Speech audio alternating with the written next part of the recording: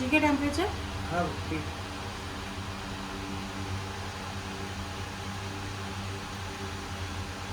અને આપણે શું કીધું આ જારનું વસ્તુ છે अभी थोड़ा गरम है વાંધો નહીં. એટલે આ છે આ ને, શેના માટે છે આ પગમાં કોઈને બી દુખાવ થતું હોય હા કે ટીચરની પ્રોબ્લેમ હોય કે લિગામેન્ટનો પ્રોબ્લેમ હોય એના માટે આ સૌથી સારું ઇલાજ છે એમાં તમે ઓપરેટ બી નહીં કરવું પડે આ તેલ ભરાઈ જાય ને આમ અંદર હા હા ફૂલ બસ આ એબ્ઝોર્બ કરી રાખી સ્કીન અંદર એટલે નીમાં તમારે બીજું કંઈ ના કરવું પડે એમાં. અને કોઈ બી કરી શકે કેટલા બી વાળો એટલે આ કંઈ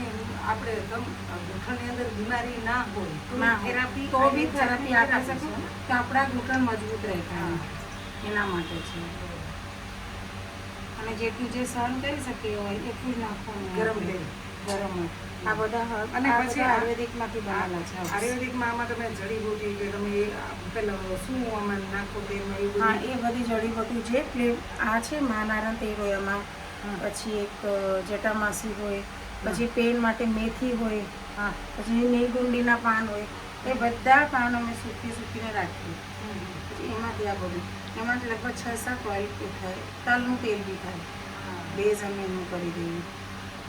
એનાથી કદી તમને પેન ન થાય એટલીસ્ટ 3 થી 4 સિટિંગ લેવી પડે એમને 3 થી 4 સિટિંગ એક સિટિંગ તો ખાલી બે સિટિંગથી તો ખાલી જેને કોઈ પ્રોબ્લેમ ન હોય તો ચાલે 2 સિટિંગ જો સપોઝ જેને પ્રોબ્લેમ છે 7-8 ડેઝ સલંગ લે એને એકદમ ફરક પડી જાય ચાલમાં ફરક પડી જાય કોઈ ઓપરેટ નહીં કરવું પડે કંઈ નહીં આપણે પેલા ને દરવાજાના ઝઘરા કે એની જેવા હા, પગના બસ, ઝઘરા છે એટલે આ આપણા તમે રેગ્યુલર કરો ને હા, એને અંદર ઓઇલ જોઈએ બસ આ લુબ્રિકેશન કે કેટલા હવે લોકો હવે ખાતા પીતા નથી ને એટલે આવી રીતે લોકો ના પડે ને પીવડાવી કે ઘી નહીં ખાવાનું ઘી તો ખાવાનું